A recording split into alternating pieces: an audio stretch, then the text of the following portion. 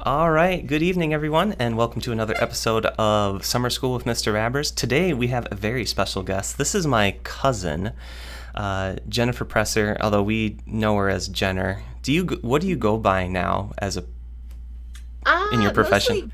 Mostly Jen. I get credited as Jennifer, but mostly everybody calls me Jen. Okay, sounds good. But we have the same grandfather on our mother's sides, so you're my Aunt Sharon, your mother, and my mother are sisters.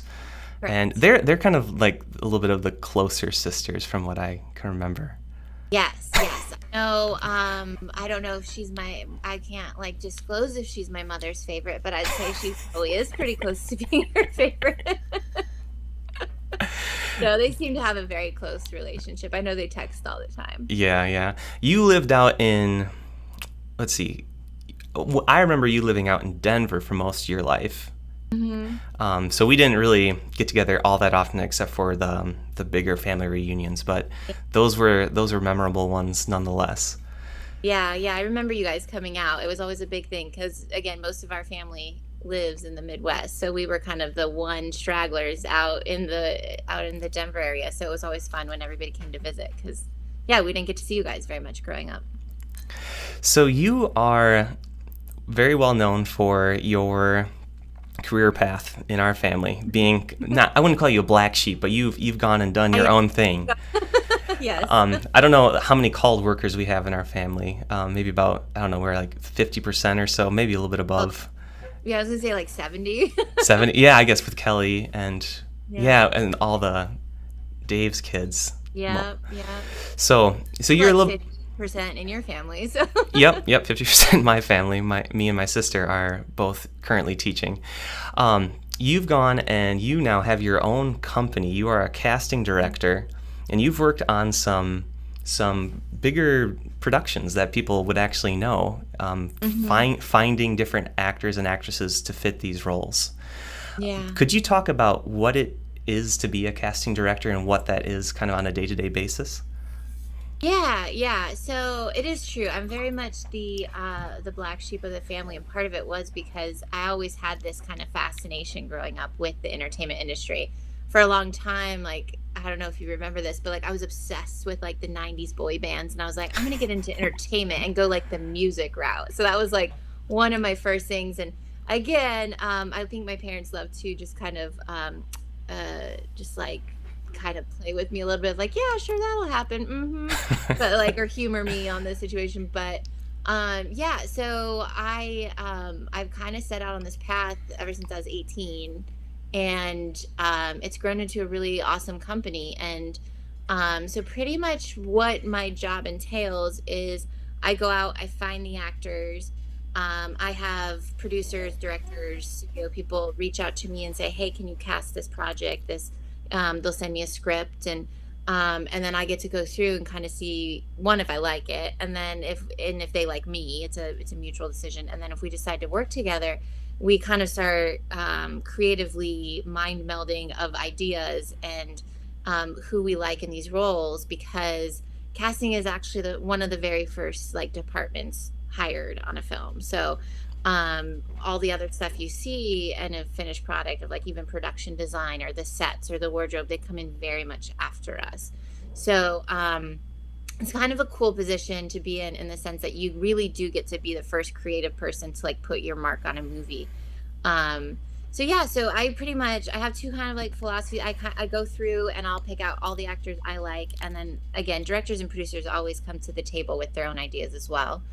And then we just kind of go through and we try to find the best actors for the roles. And um, that's for, I guess, maybe the bigger named actors and, more notable people. But then when we get to cast the smaller roles, then we go into this whole process of um, we get to audition actors, which is really fun. So it's like we get to take people who you probably wouldn't notice. They could be walking down the street and you'd have no idea. And we get to take them and we get to give them a chance to show what they got, and then we make this beautiful cast in the end.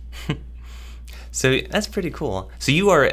What's interesting for me is you get to work so closely with the director and the production team on Mhm. this very early on. Yeah, yeah.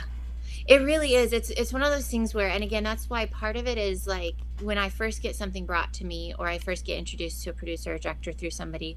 I think it's a lot of personality.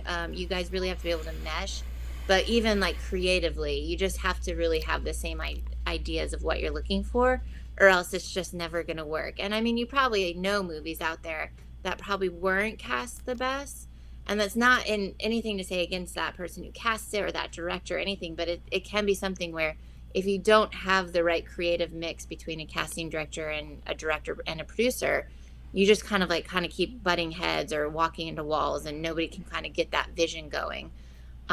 So, and I've seen it happen before where directors just are like, no, I'm doing it my way, I don't want any other input. Or casting directors just kind of step back and say, okay, I'll let you do whatever you want, and they don't put as much credit like of their input into it. And sometimes that can really hurt a movie. But it is really cool when it all comes together and you get to like all of your vision does come true, and it becomes a really cool movie or Yeah. show. They do. Do you get it sometimes where a writer or a director has just a particular actor in mind for a role? Does that happen Mhm. more often than not, or not so often? Most of the time, I'd say like 90% of the time. Okay. There, because usually, especially if it's a writer director, if they did both, if they wrote the script and now they're directing it, usually they wrote it with somebody in mind. And so there's always like a prototype that we kind of use. And it is actually one of my favorite questions to ask in like an initial meeting with somebody is like, if you could have anyone in the world, like who would you choose? Who's going to be your prototype for X actor, Hmm. or for X character?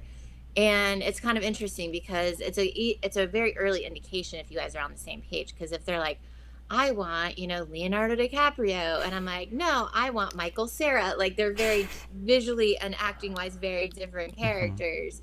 So it's just a very different, span. So, and then at that point, you're just kind of like, maybe we aren't on the same page. Maybe I didn't read it, or they can give more context. And, but yeah.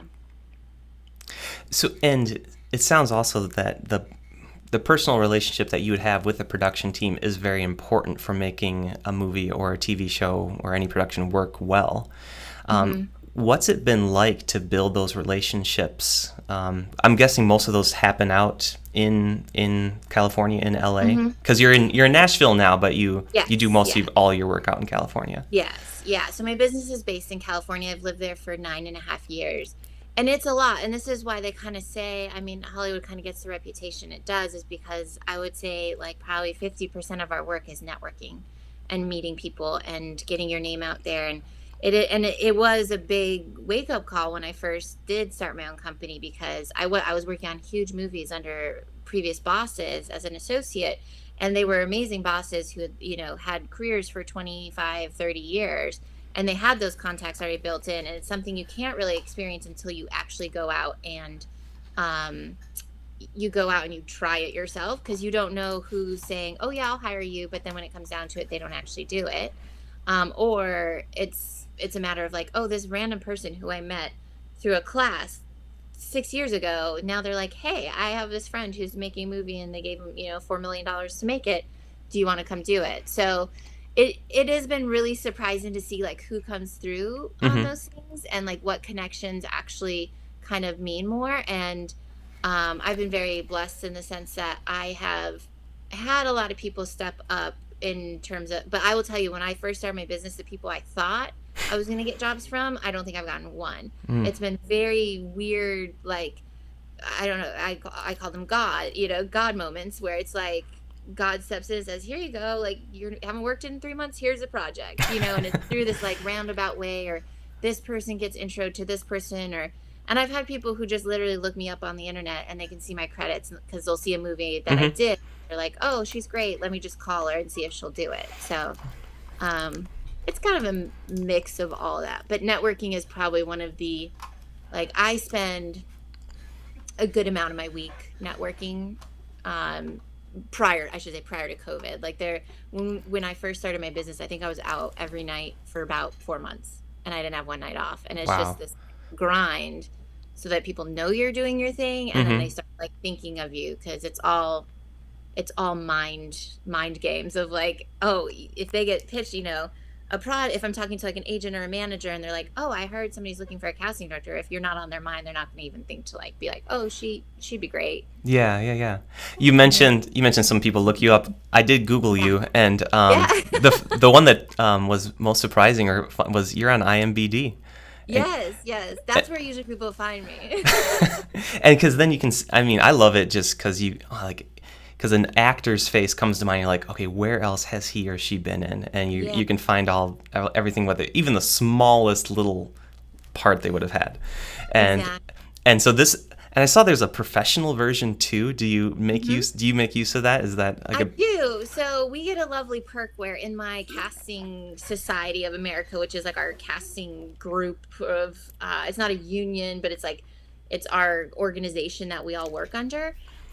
Through them, we actually get it for free. I think most people have to pay like $100 a year, but because we use it so much, and especially on the talent side, like if you go to an actor's page and you're like, oh, who I need to find out who his agent or manager is to see if they're available or anything like that, then you can go look it up. And I don't think on the regular IMDb you can do that. So yeah, like that's the regular one. And if you had the professional one, if you clicked on, there's like a contact tab, it would come up with all my contact information, which is how some random people get a hold of me too. What percentage would you say is that your business? Not that. Just that much? Okay. No, but it's kind of interesting. I had a call today actually of a movie I just finished casting in June.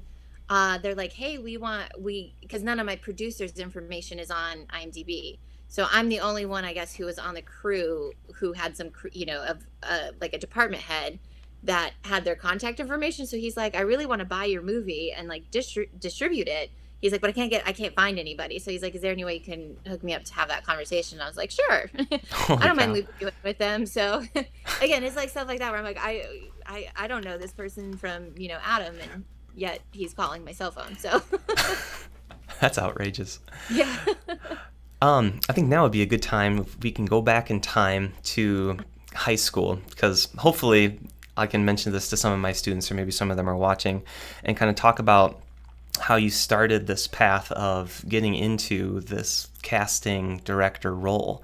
So what was it in high school that you were, well, I ask you this, when was your first inkling that you wanted to work in show business? You kind of mentioned it before, around age 18, was Yeah. it? Yeah. So well, actually, it was a little bit earlier than that because again, I went to Nels in Nebraska. So I randomly, there was this amazing younger girl. I think I was a junior in high school, and I was starting to think about colleges. And as you know, my brother and sister are very stable humans who like did very, very smart jobs, and they're both they are very smart in general, but just very, steady jobs. And so I was kind of in this world of I don't really want to do that.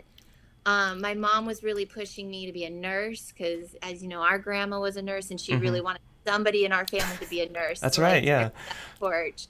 So she was really pushing. And then I had an advisor, I won't name names, but I had an advisor at Nels who was like, I remember going in with her and I was like, I really want to try entertainment of some sort. Can you like help me? And she literally laughed at me and said, that's never going to happen. Pick something else. Wow. And so I was like, okay. And I mean, she didn't like me in general, and I knew that. Hmm. But I was like, wow, okay. So, and I tried to do a bunch of like research, but it was, again, it was like right when the internet was hitting in like 2003 that like, so you couldn't just go Google like you do now and be like, how do Yeah. you get an internship? How to, this Hmm. thing. So I was just I remember looking through like catalogs of colleges trying to find like programs and again, at the time, entertainment just wasn't really what it was. If you were going to do production, a lot of it was like news. And Hmm. um, so anyway, so I kind of gave up on it. I really was like, I got told no so many times that I went and I was a nursing student for my first 2 years of college, Oh, wow. and I hated it. And at the time I was going to CU, and it's a very expensive school to go to for somebody who does not want to be doing what they're doing. Hmm. So I transferred out and I just went to like a metro school in Denver and to try to figure something out because I was like, this nursing's not working for me. I have to figure out something else. And I happened to go in, I had to do like, what was it? Public speaking 101, whatever the basic class was. And somebody in my class who I was sitting next to me was in their production program. And so I started chatting to him about it. And it was still very news related and like multicam type production. But I was like, this sounds really cool. And I had, extra credits I could use. So I ended up taking a class and I was like, this is really fun. And then much to my parents' like dismay, because I love Denver, but it was like, I just, I was I'm the youngest and, under my brother and sister's shadow. You don't get that because you're the oldest, Uh-huh. but I'm sure Trav and Megan probably might say that. But, so it was like I just couldn't get out of Kelly and Carl's shadow. And so I was like, you know what? I happened to, and I'll never forget, I was really into country music at the time. Hmm. And I was watching CMT, the network, and the guy who was on TV was like, oh, our intern put together this amazing thing. And I was like, ooh, what's that? So I went onto their website and I found their internship program. And I applied, and literally in 2 weeks after that, I got so excited about moving, like starting this. And I've done this many times in my life. So now I look back and laugh, but my poor parents, like I got a apartment off the internet, found two roommates off the internet, never Wow. had met them. And then I didn't even tell my parents until 2 weeks before I left. So I'd been planning all this. And I remember being so nervous. And I was only 18 at the time. And I was just like, okay, I'm going to do this. I'm going to go up there and I'm going to tell them. And my dad like didn't speak to me for a while. They were like, no, you can't do it. No. And I was like, well, it's done. Like, it's like, I've paid the deposit, like all this stuff. And so 2 weeks after, I packed up my little car and moved. Like, again, I'd never lived in Nashville, Hmm. never done anything. And so I got to Nashville and I just worked. I will say my parents have always instilled a very good work, mentality in me. And so, as soon as I got here, I got a job and I just started working, and I kind of bounced around. Like I tried working at a hotel and stuff like that, and it didn't work. And then I finally got a nanny job, and I actually at their house right now. I'm still in touch with them, like the three little kids I used to watch. So yeah, so it kind of like grew. And then while I was here, I was doing the internships, and people were like, you don't really need to go to college, But I did promise my mom I'd get a degree, which I did. So I ended up going to Middle Tennessee State University because one, it was cheap. Like for anybody who does know anything about Nashville, it's like you have Vanderbilt, Belmont, which are like super expensive. And I was like, well, I don't really care about school. And I just was like, I just need to get this degree for my mom and learn a few things. So I ended up enrolling in MTSU the second year. I had to wait a year. I was still doing my online classes in Denver, and then I had to wait a year to get in-state tuition here.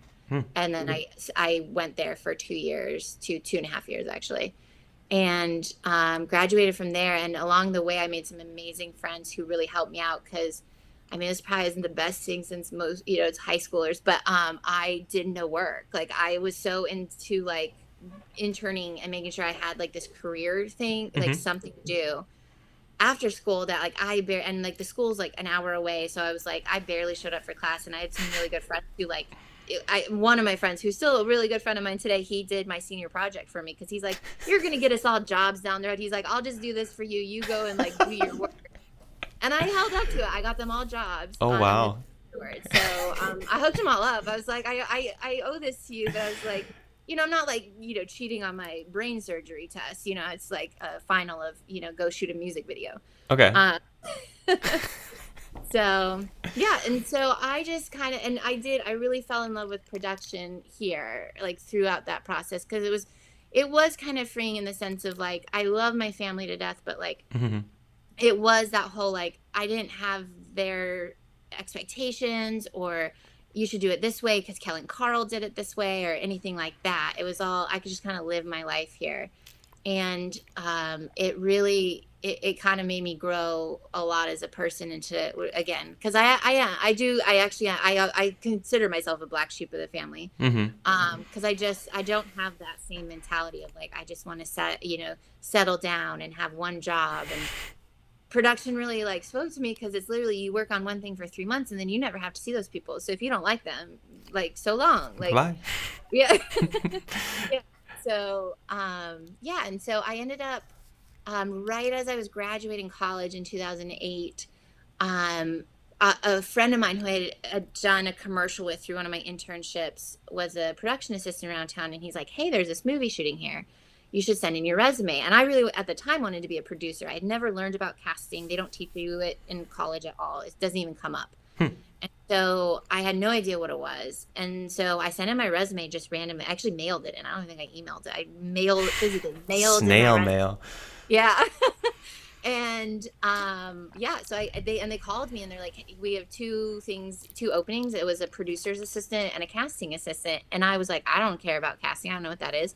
So I like went hard for the producer assistant job, and I didn't get it, but they were like, well, just go in and just talk to the casting directors because you're here and like, it would be a great opportunity. So I went in and talked to them, and they were phenomenal. Like both were super talented ladies who had been in the industry for a while. And that was kind of, and I was the only girl in the office. They had hired all guys for some reason, which is very rare in casting. And they're like, we need a girl. And so it was the Hannah Montana movie, and it was me and like 5 guys in the office, like churning out all the extras and the principals of that movie. So that's how I started. I totally fell into it. That's right. I'd remembered that when I was putting stuff together for this, and I messaged Megan and Chelsea, my sisters, to see if they still had that signed autograph of Miley Cyrus, but I think they had stored it away or couldn't get access to it really quick. But I was really. I still have one. You still have one? I do. It's in LA at the moment, but my sister actually wanted stuff from the movie, so I had sent it, and then she recently moved, and when she was going through our stuff, she's like, I don't think I want this anymore. Do you want it, Jen? I was like, yes, I want it. This is like my first career thing. Yeah. So I actually have a signed Miley picture, but I think it's to my mom. I think it says dear Sharon. Oh well. Yeah. If you had the chance to do it all again from the end of high school through your college career, we'll call it, would you have done anything differently? I don't know. I think it's really hard to say because I am also a very firm believer that, God puts us on our path and we walk in. I do think there are some things like personally I probably would have been different. Like I know. I don't think I give my family enough credit in the sense that like I didn't tell them anything. For probably like I left when I was 18 and probably until I was like 22, 23, I don't think they had a clue what was happening. Like I always kind of shut off and I think I internalized. I thought they were going to judge me for it. Mm-hmm. So I just was like, well, I'm just not going to let them say anything then. Like I'm Right. just not even gonna tell them. So maybe I'd change that, but honestly, like I am very grateful to say that my mom like begged me to get my degree because I think it's a very, especially like in COVID in the past year of like not working and stuff. I'm like, well, at least I do have a degree if I have to go do something else. True. Yeah. But yeah, I don't think I would do too much different because I worked really, really hard and I was very solely focused on, and I think it was one of those things because like I didn't have a ton of support of like people being like, yeah, Jen, you can do this. Like, go for it. You know, it Mm-hmm. was all like, maybe let's rethink this. But I think because of that, it made me extremely independent. Mm-hmm. And You had so I something to prove. exactly, exactly. And so it was kind of the driving force of like I remember graduating and even after Hannah Montana, there was about 4 or 5 months that I didn't work until Up in the Air came along. And I just remember thinking like I will be damned if I go to work at Starbucks because my mom's like, just go work at Starbucks, do something. And I was like, nope.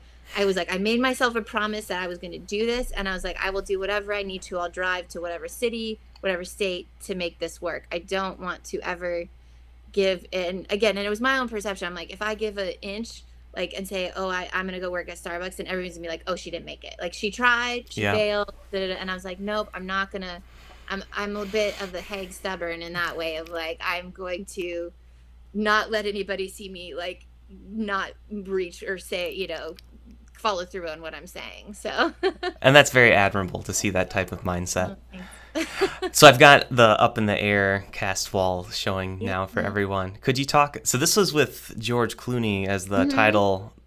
Yes. Yeah. And did you get to see him, talk with him, Yeah, interact with yeah. him much? I Okay. interacted with him quite a bit actually. It was very cool because again, as much as I love Hannah Montana, like I didn't watch it. It was below my age range of Mm-hmm. like viewership.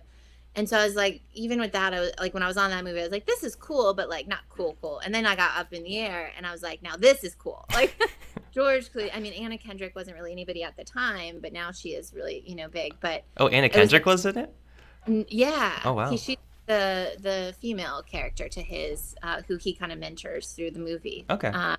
But she wasn't anybody prior to that. She was just I think in Twilight. So nobody. I had to look her up when I first Wow. got in. But anyway, yeah. So I was really psyched, and again, I didn't cast any of the main people because that Mm-hmm. was again that's LA casting, and for this one I was still living in the South, and I was doing just the local casting and extras casting, and so yeah, so this was one of my favorite memories. I think that will go down that because this was probably the most fun crew I've ever worked with. They loved to have a good time. We were stuck in St. Louis for 6 months shooting this, and so like during winter on top of it, so it was very cold and Mm-hmm. gross, and we were working really long days, but it was really fun because like I swear like almost every Thursday we would get an evite to some new party or a Super Bowl party or this party or somebody's birthday or somebody's mom's birthday. It's just like they love to have a good time after working so hard during the week. So I ended up there was a big casino that had just been built in St. Louis, and that was where our kickoff party was, and so that was where I first met George Clooney. Where again, it was when we first walked in, it was like a bunch of just I don't know how to non-crew people. Mm-hmm. And you can always tell the crew people against the people who just get to come because they all like swarm the actors, and all the crew people are just like sitting at the tables having a drink, having some dinner. Like we always go for the free food and free booze is what I would say. So, but yeah, and then afterwards, so we had this big party, and then a friend of mine who was the other casting person, she was like, oh, everyone's going down, like just the crew's going to go out after this. And Mm-hmm. so we ended up going down to this different part in the casino. And that's where I actually, we were just sitting at this like booth, and it was, I don't want to call it a club, but it was like bar type club dancing, and everybody was just getting to know each other. And one of our assistant directors who we had been dealing with a lot up to this point, was with us, and George happened to walk over, and so I got to meet him and talk to him, and Wow. it is funny because he asked me to dance, and 'cause we were all kind of dancing, and I said no. I freaked out so much that I was like, oh my gosh, and I was like, not a good dancer at the time, so I was like, I can't do it. I can't, too much pressure. Like, so I just kept saying no, no, no, no. I can't do it. I can't do it. So, and then I just, because I had to go to set every day to, because at the time casting did both extras and the local speaking parts. Mm-hmm. I had to go on all the big days and check people in to make sure they were there and all that stuff. And so I would see him a lot at breakfast, and he's very nice. I will say, if you ever happen to see him on the street, he's always down for people to come up and say hi, as long as they don't chase him. Right. But yeah, yeah. So it was a very cool, like, growing experience to be around somebody that big, he's so nice and very generous and humble, and like, I don't know, to me it was a cool, for my second film, like, big film, to be around somebody that famous and then be that nice, and you kind of forgot at times how big he actually was. Yeah. Did that kind of soften your I don't want to say expectations, but like make you more comfortable in working in this environment with bigger name stars for future productions? Yeah, yeah. What's interesting is, like, because I know a lot of people, especially, and I've had assistants in the past, or I've had other casting associates, directors, who get really excited about certain people. And there are, like, I have my list of maybe 4 or 5 people who I'm like, if they ever walked into my office, I think I would die. But I also, the sparkle of it all kind of turned off for me. It paled in comparison to watching all the crew work together, and to being a part of, like, this, because it's just really cool to put that much effort and that much time into something, and then to see a really good movie come out of it. Mm-hmm. It's like you kind of forget, oh, this famous person was in it, or that person, whatever. So it helped me, and it doesn't even faze me anymore, in the sense of and I'm always very careful, like, to name drop or anything, because I don't want it to seem like I'm throwing names out there to make myself cool. I actually do forget half the time that they're special, other than the fact that they're really talented, and that's all I really look for in my job, is the talented people. You must watch television and movies with a different eye than to us normal people, knowing all that behind the scenes stuff. Would you say that's true? Yeah. Yeah. Well, part of it too is a little ruined just because I know so many actors. So, and it's also my job. So, I mean, it's great tax incentive because I get to write off all my entertainment on my taxes. But I also sit there and I have notes in my phone that I'll be like, oh, I'm watching something, but I'll be like, oh, I don't know who that is. So I'll write it down on my phone, and then I'll go and research them to find out who they are, who they're with, what they've done. And so that, like, my Rolodex in my head just keeps going. Yeah. Like, because we're in this time where everyone wants to be famous for some reason, and so it's this thing of, like, you just constantly have to learn and watch, and because the minute you stop, you just kind of become a bit stale in your casting, and your movies will all look the same, or your TV show, or yeah. So it's So you're even working while you're watching most any moving pictures. Yeah, honestly, I am, and I still enjoy it. Don't get me wrong. Like, there's times where I'm just like, I'll totally zone out, but again, there's some times where it gets ruined, where like, a big part of my one of my aspects of my job is that, like, I get to put these bigger known people in things, and so, like, an example was, if you ever watched Homeland, Damian Lewis, who was the lead character, ended up, spoiler alert, getting killed off in, like, season 3 or something.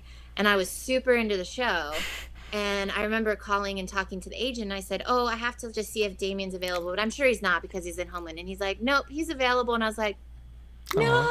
So, like, have these, like, and I was like, seriously? And he's like, well, I can't lie to you because you need to know the answer. Yeah. But, like, now I just had an entire show that I've been, like, so invested in completely ruined, and I knew he was going to be killed off. So prior, like, a year before the show, that season ever aired. And so it's one of those things where it's cool, but sometimes it sucks. I just wish I could just watch it.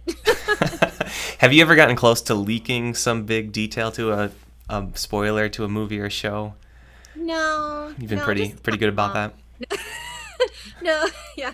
I don't think I've ever actually, because if it's that big of a deal, usually they won't even tell us, like, if there is something that big. But I don't, the only people I really talk to when I'm working are other work people who are pretty good about not, spilling to anybody. And if I like told any like my family or anything, I don't even think they would know what to do with it. They would Right. probably just be excited about it. So We can go on to the next picture. I hope I got these chronologically. Is The Help the next yeah. big one that you worked on? Yeah, yeah, Okay. I was. Oh, look at that. That's cool. Yeah.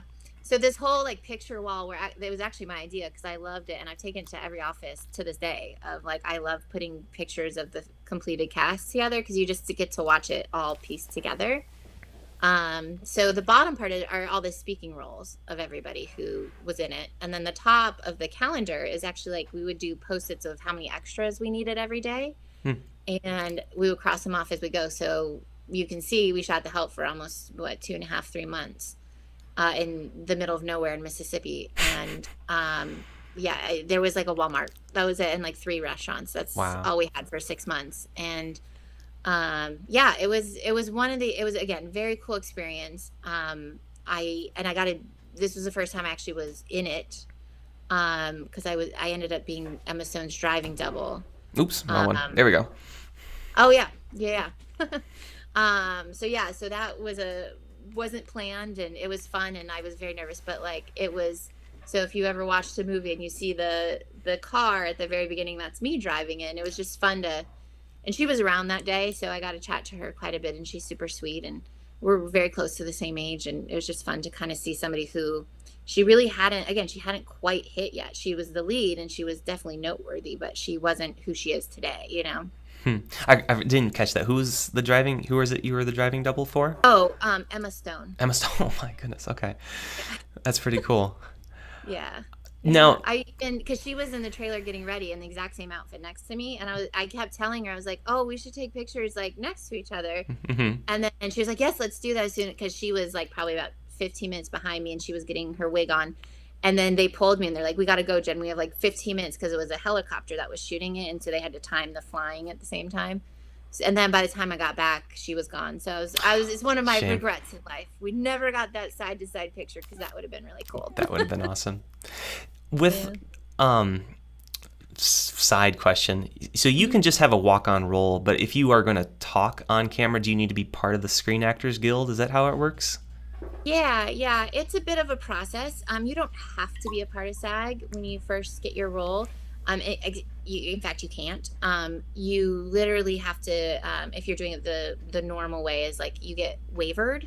So if I were like, hey, Derek, I'm shooting this movie and I want you to come do it, you would come in, you would do it, and then we would have to fill out a waiver for you so that you're not getting, so SAG's not charging you, but then SAG tracks that. So you get 3 waivers. After your 3rd waiver, then they give you the option to join. And then after that, you have to keep up, your your hours or how much you've worked or that kind of thing. But the other way to do it is, I believe, and it's been a while since I've done it because I do deal with mostly people who are already in SAG, but most people, like if there's a way that if you get a big enough role or if you're like the lead or there's something big, they'll go ahead and just let you in on one. Oh, wow. Like one shot, or if you have some special talent or things like that, they'll make exceptions, but those are pretty hard to come by. Okay. If we back up to this one that I had teased, when was this one taken? So I was in college. During okay. that. So living in Nashville was really cool because I always got to do the CMA Fest, which is like 4 days, and then it airs on ABC afterwards. Mm-hmm. So I was always a part of even our college. Actually, I think our college still might do it, but the MTSU that I went to had a program where my advisor at the time I don't know, we might have gotten paid something. I can't remember. If it was like $20, but we would get to go and we would get to drive all the artists around and be on walkies. And like, we would be in charge of a talent group while getting them to the dressing room on time, to set on time, and so that they were on stage on time. It was just this whole like behind the scene production world. So, and I had always been big fans of Little Big Town, and I had a group with me who we knew that we followed them before they were anybody big, and so we became, on a name by name basis with them, and so it was just fun because every summer I worked the festival, they would come back and I would get to see them, and every now and again I would get to be their like handler or something, and it was always, they're really, really lovely humans, so it was always just a fun like kind of like worlds colliding type thing. Cool. So this is back in The Help in the early Yeah, days. that's my birthday, clearly. That's the only picture I had of me in the office. I don't take pictures in the office much. But yeah. And then moving on, the Bad Moms, that was another one that I actually recognized with the directors. Yeah, so those guys are super Oops, sweet, right. and they actually wrote The Hangover for any like they're hilarious. I mean, they're two favorite people, and they were so kind to me on both Bad Moms and then Bad Moms Christmas. And literally, I thought, like, when I knew it was like the guys from The Hangover, and like I hadn't met them yet. I thought it was gonna be like two frat boys walking in. Right, yeah. This is not anything that I ever thought. They're just like they both have like kids, married, and like very stable lives, and they're two of the most down-to-earth people. But then sometimes I'd be in session and they would just say stuff and you're just dying laughing. I'm just like, this is how your mind works, and this is why you're so successful, is because their comedy is like gold. Yeah. It just comes out of them. They don't do much for it. So speaking of Kelly, we mentioned your sister before. This is her on the right, on the red carpet here. Yeah. So this was super fun because at the time I was working underneath another casting director, and I've actually, again, my family's always been a little bit elusive with Hollywood. They have a love-hate, really. I think they hate it mostly, but every now and again I get to do cool things, and they're like, oh, that'd be neat. And I just remember my boss was like, hey, I have an extra ticket to the premiere if you want to invite somebody, because she'd already invited me. And I asked my sister, and again, a great thing about being a teacher, I think this was like she was on a break or something. She was able to like take the day off school, and so I just called her. I said, I don't know if you want to, but if you want to fly out to LA, like, I would love to, it'd be fun to take a family member once to kind of just show them what it is. And I think she had fun. I think she had a ball. And it was funny because we went to the after party, and I should say we started with the premiere in the actual theater in Westwood at the time, and so she got to see like how a red carpet works, and then we went to our seats, and like we were right around the cast just by proximity of our jobs. And so she's like, oh my gosh, there's the guy from This Is Us, and all this stuff. And so I think she enjoyed it. And I was in Bad Moms Christmas as well as an extra, and so she was all excited when I was on the screen. And then we go to this after party, which happened to be right by my apartment, which never happens. But so we walked over there, and it's like, again, it's like a free-for-all, like the best food and open bar and dessert bar, like candy bars. Like, it's like gluttonous. You just get like everything. And she's like, this is all free? I was like, yes, take as much as you want. Go through the buffet 5 times if you want. And so, but yeah, it was a really fun experience. And because I was in the Christmas movie, I had this scene with Justin Hartley, and so he remembered me, which was awesome. And so I got to introduce her to him, and they took a picture together. And I think she just got a fun glimpse of like, this is what it is when like Hollywood's really trying to impress people. Yeah. That sounds like a really awesome experience. Yeah. I think she enjoyed it. You with one of the stars here. Yeah, Catherine, who's super sweet. She seemed familiar. Is she in Parks and Rec as well, or is she something different? She was not. I don't believe so, unless she guest starred. So she's hilarious. She was like the best friend for the longest time in a bunch of like the romantic comedies, but she just was in the Mark Ruffalo show that just won an Emmy. Nice. I Know It's True. Okay. Yeah, she's super talented, and she's just kind of that woman who's like in everything. Yeah. Like, she was in a Duplass Brothers show on HBO for a while that was really good, and like her comedy is just genius. Like, she's so sweet, and just like, and again, it just comes out, and it's just, I love to see when actors are so talented that you don't realize how good they are when they're just sitting there and talking without even the cameras rolling, and they're just hilarious. Like, they're not trying to be. It's just part of their persona that they just amp up for the camera. Exactly. Yeah. And they'll just like kind of get more into character, or what, or just like their character spin on it or something. But, right. Yeah. Now so all of these so far you were working in other casting companies, is that correct? Yeah. So there's 3 levels of casting. There's a casting director, which is the highest, and then underneath them it's an associate. and that's where I was at for all these ones. And then underneath associates are assistants, and that's kind of entry level of how you get into casting. Gotcha. So what was it that made you think that starting your own company was a good idea, or is that kind of how you progress in the business? You progress. I probably I don't want to say jump the gun, because I'm only mid-30s, and most casting directors are probably pushing 50, if not older. So I think there was a healthy level of skepticism from a lot of people with me doing it, but I have this like need to prove myself. Mm-hmm. And that was driving it. But then it also got to a point where, so my last boss I had before I went out on my own, she was great to me. I was with her for 3 years, and she's the one who like gave me projects. So Claus, the TV show, the second season, I pretty much did. I mean, she would approve things or I would run a lot of stuff by her, but like I was doing a lot of that show to the point where she was willing to give me casting director credit on the show, which nice. is a huge kind of like thing you need to move to that next step, because you can't go to a director and say, well, I've never actually been like on my own, but please let me cast this by myself. Yeah. Like it gave me the cachet that I needed to kind of make that jump. And so it was hard to leave her, because I was still on that show, and we had just signed on to do A Million Little Things, and I'd finished that pilot, which I was very passionate about. And so it was one of those hard things, but it's a very segregated, like the jump is so hard to make, even like financially, in the sense that like casting directors are paid a lot more than associates are. So like you have to give up a lot of stability financially to even try to make it, and you might fail, and then you're in debt, or doesn't go right. So yeah. But again, I kind of did the thing where it's like, I'm going to do it, and I'm not going back to being an associate. Like because I knew there's a lot of casting associates in LA who they'll try, and then they'll go back to being an associate just to make rent for a few months, and then they'll go back and try. And I was like, I'm not that personality. I'm the personality who, like, if I do it, I need to do it, and I just can't give myself the out, or else I'll go back and it won't work. Is there a big distinction between casting between television series and movies, or is it pretty much the same in your eyes?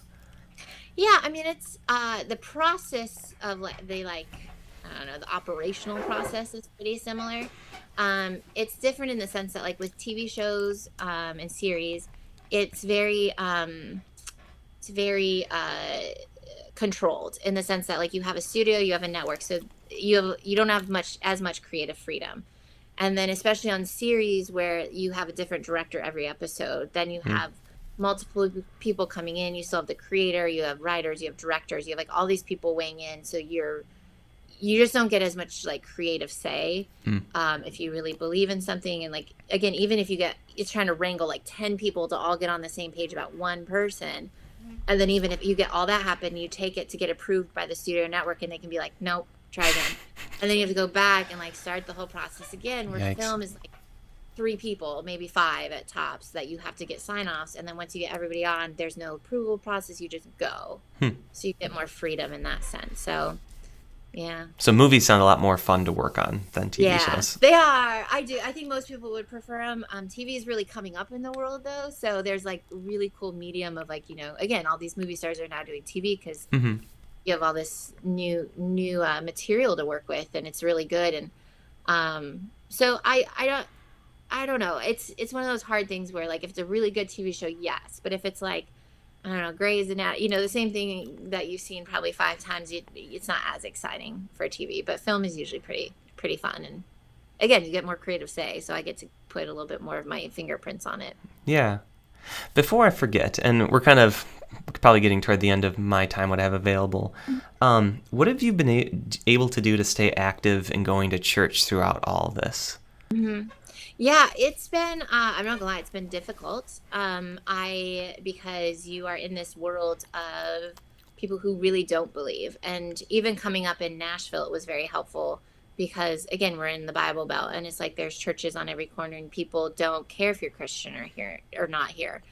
You don't even get questioned. And so when I moved to LA, it was definitely a journey, because I did go to a Welsh church out there, and as soon as I landed, pretty much, and I was because again, I totally moved to LA on a whim. So I had nothing set up. And so I ended up staying with a member of the church there. And that kind of helped get me into this like, I don't want to call it a bubble, but gave me that, core that I needed of like people who actually did believe. Because in the industry, it's interesting because, I'm sure most people know this, but like there's a huge Jewish community in Hollywood. So like you would think religion would be more prevalent, but it's not. Mm-hmm. And if it makes people very uncomfortable. And so it's this thing of, and I've had very inside and outside of Hollywood where I've had a lot of instances in my life, adult life, I should say, that I didn't even realize. Because I do believe like, we're taught a lot growing up when you're raised in the Wells that like, we must go out, we must talk, we must, if we're put in this situation, we must say something.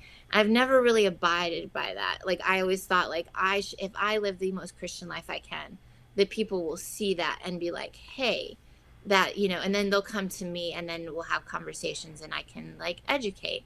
But I never wanted to be somebody who, and it's just me personally, but I just never wanted to be somebody who's like out on the corner of the street, like, come to Jesus, Mm-hmm. And I've actually had a lot of success. I just found out a friend of mine in LA started going to church and I had no idea. And she said, well, yeah, you always like talked about it. And I just thought I'd go see. And so there's these moments in life where God really shows me, like, he's like, wow, like, if you just keep trying, Jen, like, they will come to it. Because there is a very, like, if you even talk about religion, or, like, there's been times where if we're on a movie or a TV show and it's Sunday morning, they'll be like, hey, we need somebody to come in and do a session. Jen will come in. And I'll be like, well, I can come in, but, like, after church. And they're like, oh. And there's, like, that moment, and you're just like, is that good, bad? I don't know how they're going to react. Mm-hmm. And most people have been pretty supportive in that sense. However, there have been quite a few people who either cringe. I had a friend recently, just last year, tell me that she really doesn't like being around me in industry situations because she doesn't know what I'll say about religion. Interesting. And again, it was a hard pill to swallow, honestly, because I was like, I try really hard never to force my views on anybody or my thoughts on religion. Again, I like to try to speak for myself through my actions and like kind of how I conduct myself.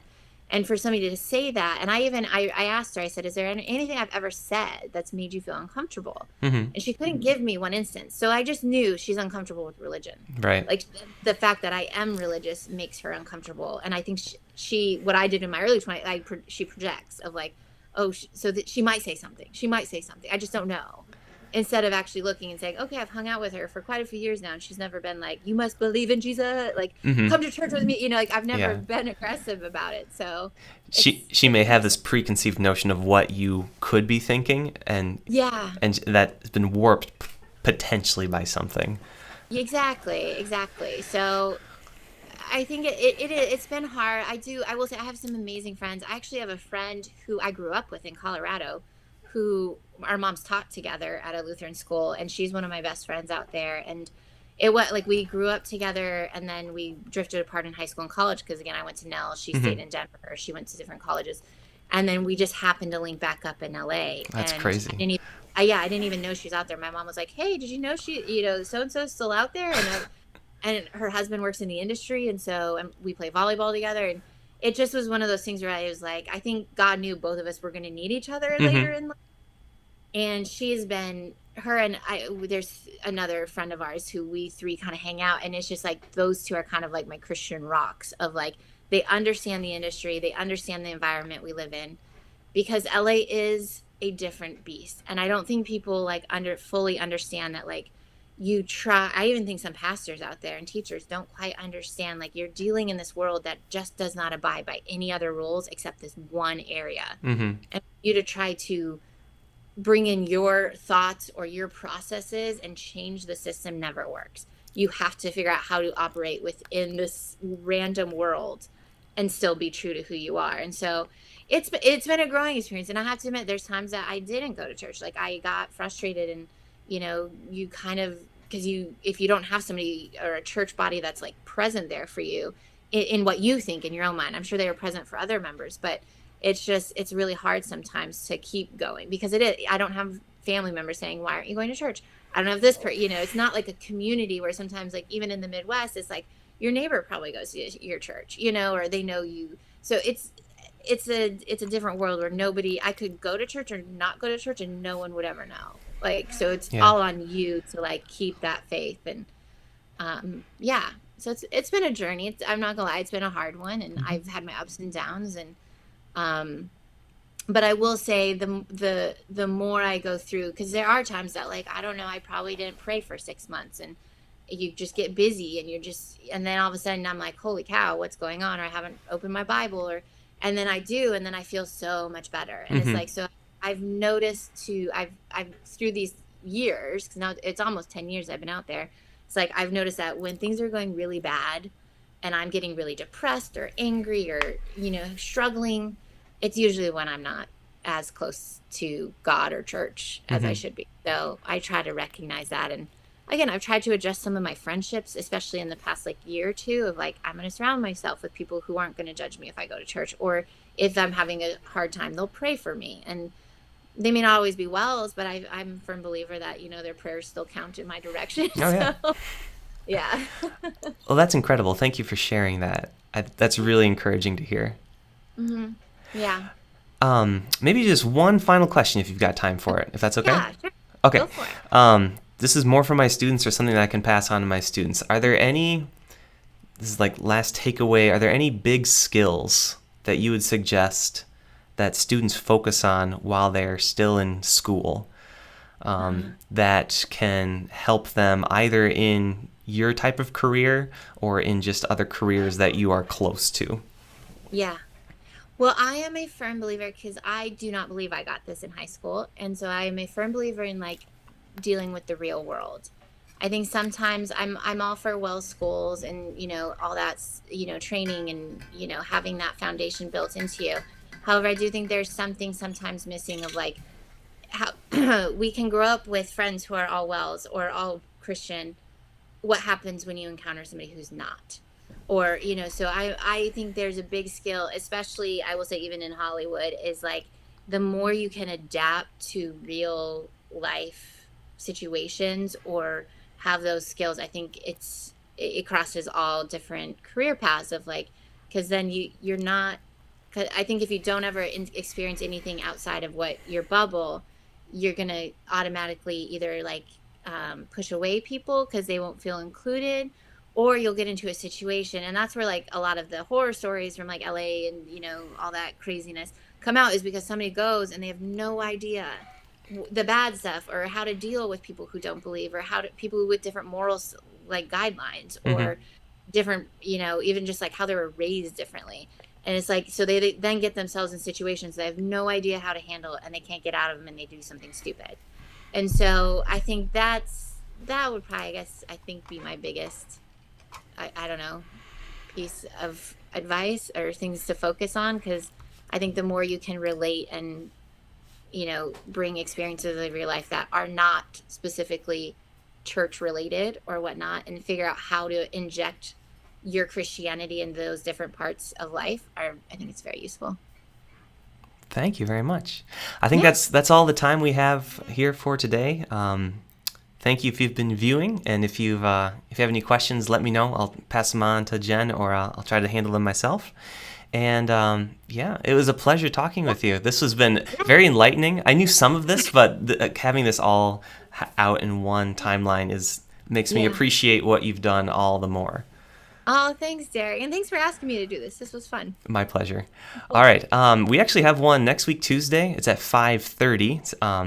And we'll be talking about Elon Musk and Jeff Bezos and what they think of the kind of the future of humanity, and then kind of looking at that with a Christian perspective. My friend Samuel Jeske, a pastor in Crown Point, Indiana, and I will be tackling that one. But we'll say goodbye for